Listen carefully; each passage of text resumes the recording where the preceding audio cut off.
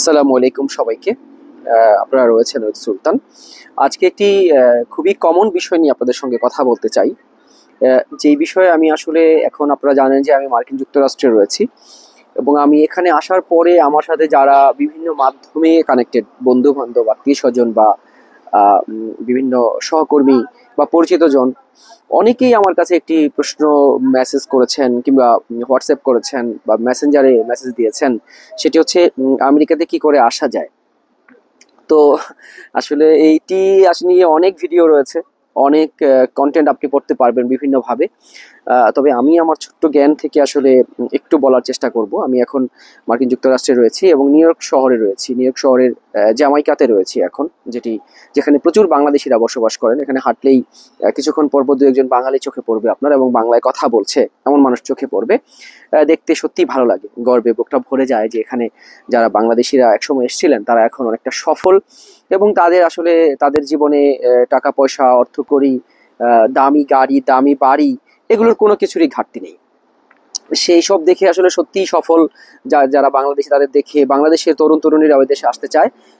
বিশেষ করে যারা শিক্ষা জীবন শেষ করেছেন, বাস্তবতা বুঝতে শুরু করেছেন, তারা অনেকেই কিন্তু বাংলাদেশ থেকে এখন উন্নত বিশ্বের বিভিন্ন দেশে চলে আসার চিন্তা ভাবনা করছেন। তার মধ্যে তাদের পছন্দের তালিকায় সবসময়ই থাকে আসলে মার্কিন যুক্তরাষ্ট্র। তো এই বিষয়টি আসলে আমি আপনাদেরকে হাঁটতে হাঁটতে একটু কথা বলি। আমার পেজ থেকে কোনো কারণে লাইভ দেওয়া যাচ্ছে না, তো আমি এই বিষয়টি লাইভে হয়তো বলার চেষ্টা করতাম। যাই হোক, সেই লাইভ যে দেওয়া যাচ্ছে না, আমি একটি অ্যাজ লাইভের মতো ভিডিও করে আপনাদেরকে বলার চেষ্টা করছি। যদি আপনারা কেউ মার্কিন যুক্তরাষ্ট্রে আসতে চান, অনেক ওয়ে আছে। কেউ স্টুডেন্ট ভিসায় আসতে পারেন, যার যেমন যোগ্যতা। কেউ আবার ভিজিট ভিসায় আসতে পারেন, কেউ আবার আসতে পারেন, আমি একটু এখানে হাঁটতে হাঁটতে দেখানোর চেষ্টা করি, পাশাপাশি কথা বলার চেষ্টা করি। কেউ আবার আসতে পারেন হচ্ছে গিয়ে ইনভেস্টমেন্ট ভিসায়। নানান রকমের ভিসা ক্যাটাগরি রয়েছে কিন্তু। তো স্বাভাবিকভাবে আমাদের দেশের মানুষজন খুব বেশি আসলে, যেহেতু আমাদের কোয়ালিটি বা খুব বেশি আমাদের টাকা পয়সা এসবের অনেক জায়গায় ঘাটতি রয়েছে আমাদের। তো সেই হেতু যেটা আমরা করতে চাই সেটি হচ্ছে ভিজিট ভিসায় কি করে মার্কিন যুক্তরাষ্ট্রে বা আমেরিকায় আসা যায় সেটি জানতে চাই। তো আমি আজকে ভিজিট ভিসাকে ফোকাস করে আপনাদেরকে কয়েকটি বিষয় বলবো, এবং যেটি জানলে পরে আপনাদের জন্য আসা বা পরবর্তীতে নিজেদেরকে সেট করা এখানে সহজ হবে। ভিজিট ভিসায় একবার যদি কেউ আমেরিকা আসতে পারে, তাহলে এখানে থাকার আসলে এখানে সেটেল হওয়ার অনেকগুলো ওয়ে রয়েছে। সেইগুলো আমি আরেকটা ভিডিওতে আলোচনা করব। তবে কি করে ভিজিট ভিসায় আপনারা আসবেন, যেমন আমি যদি আমার নিজের কথা বলি, আমি পেশায় একজন সাংবাদিক। আমি এর আগেও এসেছি এবং এবারও আসছি, এবং সাংবাদিকদের জন্য কিন্তু ভিসা পাওয়া অনেক ক্ষেত্রেই সহজ। কোনো একটা প্রোগ্রামের ইনভাইটেশন নিতে হয়, সেই প্রোগ্রামের ইনভাইটেশন নিয়ে আপনি যখন এম্বাসিতে দাঁড়াবেন শিডিউল করে, তখন আপনাকে এম্বাসি হচ্ছে যা জিজ্ঞাসা করবে কোন প্রোগ্রামে যাবেন আপনি এবং কি কারণে, কতদিন থাকবেন, কোথায় কোথায় যাবেন, এইগুলো সব প্রপার উত্তর দিতে পারলেই কিন্তু আপনার ভিসাটা হয়ে যায় সাধারণত। অনেক ক্ষেত্রে ব্যতিক্রম রয়েছে, ভিসা অনেক ক্ষেত্রেই দেয় না সাংবাদিকদের, তবে বেশিরভাগ ক্ষেত্রে কিন্তু যারা একটু প্রতিষ্ঠিত সাংবাদিক বাজারে তারা ভিসা পেয়ে যায়। আর যেই বিষয়টি রয়েছে সেটি হচ্ছে অন্যান্য যারা পেশায় রয়েছেন, কারণ আমার যারা আসলে ইসে রয়েছেন, আমার পেজের সঙ্গে রয়েছেন কিংবা আমার সাথে সামাজিক যোগাযোগ মাধ্যমে কানেক্টেড রয়েছেন, তাদের বেশিরভাগই তো সাংবাদিক নয় পেশায়। তাহলে তারা কি করে আসবেন? হ্যাঁ, তাদের জন্য একটি কমন টিপস হচ্ছে, আপনারা যেই পেশায় রয়েছেন, অথবা ব্যবসা করছেন, কেউ হয়তো বা শেয়ার ব্যবসা করছেন, কেউ হয়তো বা গার্মেন্টস ব্যবসা করছেন, কেউ হয়তো বা আমদানি রপ্তানি করছেন, কেউ হয়তো বা ভালো চাকরি করছেন ব্যাংকে বা কোনো প্রতিষ্ঠানে, তাদের জন্য আসলে কি হতে পারে আসার প্রক্রিয়াটা, সেটি নিয়ে আলোচনা করতে চাই। তবে এটি ভাবার কোনোই কারণ নেই যে খুবই আসলে যে গ্রামে ঘুরে বেড়ায় কিংবা ধরেন খুব বেশি তার শিক্ষাগত যোগ্যতা নেই বা কোনো বিষয়ে দক্ষতা নেই, বা ভালো কোনো প্রতিষ্ঠানে চাকরি বা ব্যবসা করছে না, তারা আসলে মার্কিন যুক্তরাষ্ট্রে চাইলেই আসতে পারবে এমনটা ভাবার কোনো কারণ নেই। তাদের ক্ষেত্রে হচ্ছে EB3 একটি ক্যাটাগরি রয়েছে, যেটি হচ্ছে নন স্কিল মাইগ্রেশন। সেটির মাধ্যমে আপনারা আসতে পারেন। তবে এই মানুষগুলো, যেটি আমি আজকে বললাম যে আজকে শুধুমাত্র আমি ভিজিট ভিসা নিয়ে কথা বলতে চাই, তো ভিজিট ভিসায় আসলে আসতে চাইলে আপনারা যেটি করতে হবে সেটি হচ্ছে আপনার প্রফেশন রিলেটেড, খুবই একদম সহজ টিপস হচ্ছে, যেই প্রফেশনে রয়েছেন সেই প্রফেশন রিলেটেড কোনো একটি প্রোগ্রামে গুগল সার্চ করে বা কারোর সাথে এখানে যোগাযোগ করে বের করা। এখন এটি আসলে আমার পক্ষে বলা সম্ভব নয় যে আপনি কোন প্রফেশনে রয়েছেন এবং কোন প্রোগ্রামটি আপনার জন্য সুইটেবল, এটি আপনাকেই বের করতে হবে। দেখেন, অনেকে ভাবেন অনেক দেশ ঘুরলে আমি আসলে মার্কিন যুক্তরাষ্ট্রে ভিসা পেয়ে যাব। হ্যাঁ, দেশ ঘুরলে যদি আপনার প্রোফাইল ভালো হয়, আপনার প্রচুর অ্যাকাউন্টে লেনদেন থাকে এবং সেই লেনদেন করার যে আর্নিং বা ইনকাম সোর্স সেটি পর্যাপ্ত সব কিছু ডকুমেন্টস আপনার কাছে থাকে, দেন আপনি বেশ কয়েকটি দেশ ঘুরে আপনি মার্কিন এম্বাসিতে দাঁড়াতে পারেন। সেইখানেও কিন্তু প্রশ্ন করবে আপনাকে, অবশ্যই প্রশ্ন করবে যে আপনি কেন যেতে চান মার্কিন যুক্তরাষ্ট্রে, আপনার কারণটি স্পেসিফিক হতে হবে। এবং নট লাইক এই ধরনের প্রশ্ন উত্তর যদি আপনি দেন যে আমি আমেরিকাতে ঘুরতে যাব, তাহলে কিন্তু ভিসা হওয়ার সম্ভাবনা খুবই কম। ব্যাখ্যা দিচ্ছি কেন।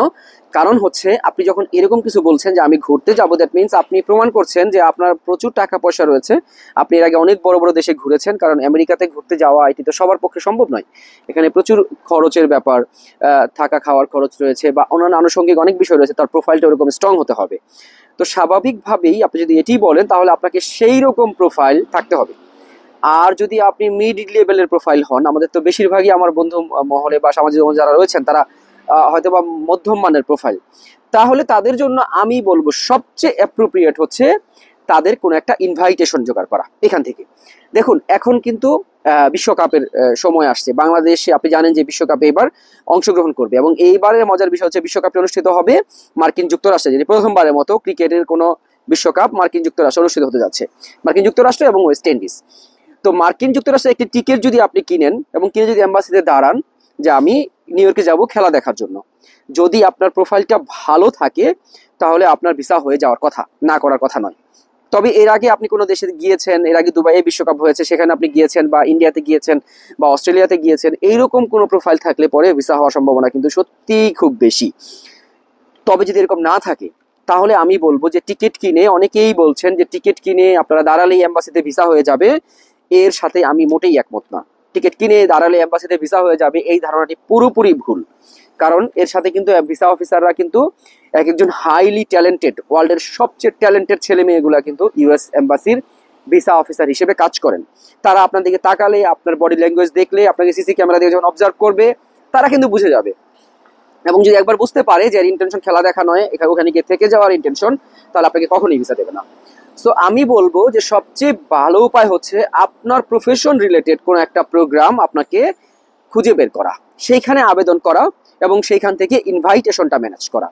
ইনভাইটেশন ম্যানেজ করার পরে আপনি মার্কিন এম্বাসিতে দাঁড়ান, প্রথমে একাই দাঁড়ান, যদি ফ্যামিলি থাকে একা ভিসা হয়ে গেলে দেন আপনি এসে একবার ঘুরে গিয়ে ফ্যামিলি নিয়ে দাঁড়াতে পারেন। কিন্তু আমি বলবো প্রথমেই ফ্যামিলি সহ নিয়ে না দাঁড়িয়ে আপনি একা আসুন, তাতে এম্বাসি জানতে পারবে, বুঝতে পারবে যে আপনার ফ্যামিলি বাংলাদেশে রয়েছে, আপনি বাংলাদেশে এস্টাবলিশ একটি পেশাতে রয়েছেন, তার মানে আপনি আমেরিকা গিয়ে থাকবেন না। এই জিনিসটা আপনাকে প্রুভ করতে হবে। দেন ওই ইনভাইটেশনটা, আমি ধরলাম যে একজন হয়তো বা একজন ব্যাংকার রয়েছে, তো ব্যাংকারদের কোনো একটা সম্মেলন এখানে হবে, হ্যাঁ, বা ধরেন গার্মেন্ট খাতের একজন ব্যবসায়ী, তো গার্মেন্ট খাতের কোনো একটা এখানে একটা এক্সিবিশন হবে, সেখান থেকে সে একটা ইনভাইটেশন ম্যানেজ করলে যেটি হবে, সেই ইনভাইটেশন ধরে সে যখন দাঁড়াবে এম্বাসিতে, তখন কিন্তু তার ভিসা হওয়ার সম্ভাবনা প্রায় 90% থাকে বা তারও বেশি থাকে। এবং সে বলবে যে আমি এই প্রোগ্রামে, কনফিডেন্টলি বলতে হবে আপনাকে, আমি এই প্রোগ্রামে যাব, এখানে থাকবো এতদিন, এবং স্পেসিফিক কোথায় থাকবেন, কোন হোটেলে থাকবেন, এগুলো সব কিন্তু আপনাকে বলতে হবে। সেগুলো বলে আপনাকে কিন্তু ভিসা নিতে হবে। তবে আবারও বলছি যে ভিসা নেওয়ার কাজটি কিন্তু সহজ নয়, এই জন্য আপনাকে প্রিপারেশন নিতে হবে। মার্কিন যুক্তরাষ্ট্রের মতো দেশে আসার জন্য আপনাকে তৈরি হতে হবে, এবং যদি সত্যিকার অর্থেই আপনার ভিতরে ডেডিকেশন থাকে আসার, আমি বিশ্বাস করি আপনি অবশ্যই একদিন আসতে পারবেন। তো দর্শক, ভিডিও অনেক বড় হয়ে যাচ্ছে, আজকে যারা আমাকে এই ভিডিওটি দেখছেন তাদেরকে এটিই বলবো যে আপনারা যদি মার্কিন যুক্তরাষ্ট্র কিংবা অন্য ইউরোপের যে কোনো কান্ট্রিতে সেট হতে চান, তাহলে কিন্তু আগে মাইন্ডসেট করুন, এরপরে আপনাকে দেখবেন আপনি খোঁজাখুঁজি শুরু করলে আপনি কিন্তু একটা না একটা ওয়ে পেয়েই যাবেন। তবে আমি যেটি বললাম সেটি হচ্ছে ভিজিট ভিসা পাওয়ার ক্ষেত্রে সবচেয়ে সহজ উপায়গুলো। আমি ধারাবাহিকভাবে আরও কিছু ভিডিও আপনাদের জন্য তৈরি করব, কি করে অন্যান্য ভিসাগুলোতে আপনারা অ্যাটেন্ড করবেন, এবং বিশ্বকাপ সামনে রয়েছে, এখানে আসলে কি করে সহজে আপনারা ভিসা পাবেন সেটি নিয়েও।